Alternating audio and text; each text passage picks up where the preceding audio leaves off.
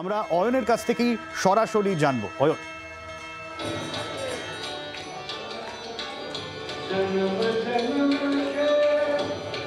সব্যসাচীর ছবি যেখানে কথা বলছে সেখানে আমার নিজের আর কথা না বলাই ভালো। এই মুহূর্তে উৎসবের আবহে একেবারে পরিপূর্ণ সেন্ট্রাল অ্যাভিনিউ রাম মন্দির প্রাঙ্গণ।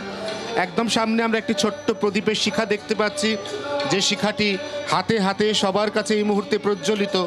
এগিয়ে আসছে সেই মাহেন্দ্রক্ষণ, আর কিছুক্ষণের মধ্যে দেশের প্রধানমন্ত্রী নরেন্দ্র মোদী পা রাখতে চলেছেন সরজু নদীর তীরে অযোধ্যায়, এবং তারপর ঠিক 12:20 একদম মাহেন্দ্রক্ষণ নির্ঘণ্ট মেনে রামলালা মন্দিরের প্রাণ প্রতিষ্ঠা।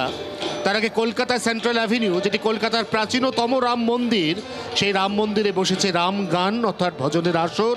তার সঙ্গে অগণিত ভক্তের ভিড়ে ইতিমধ্যেই এই মন্দির প্রাঙ্গণ একেবারে সেখানে তিল ধারণের জায়গা নেই। তা সত্ত্বেও এখানে স্বেচ্ছাসেবক এবং পুলিশ তারা চেষ্টা করছেন যতটা দ্রুততার সঙ্গে আগত যারা ভক্ত রয়েছেন তাদেরকে একটি গেট দিয়ে বার করে আর একটি গেট দিয়ে সেখানে তাদেরকে এক্সিট করিয়ে দেওয়া যায়। সব মিলিয়ে জয় শ্রীরাম ধ্বনিতে এই মুহূর্তে মুখরিত এই সেন্ট্রাল অ্যাভিনিউ রাম মন্দিরের গোটা চত্বর। বাইরে অগণিত ভক্ত এখনো পর্যন্ত অপেক্ষা করছেন।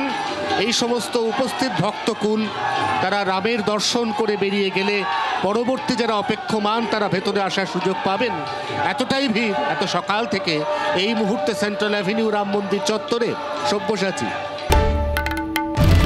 বাংলার আওয়াজ, বাঙালির আবেগ, জি 24 ঘন্টা।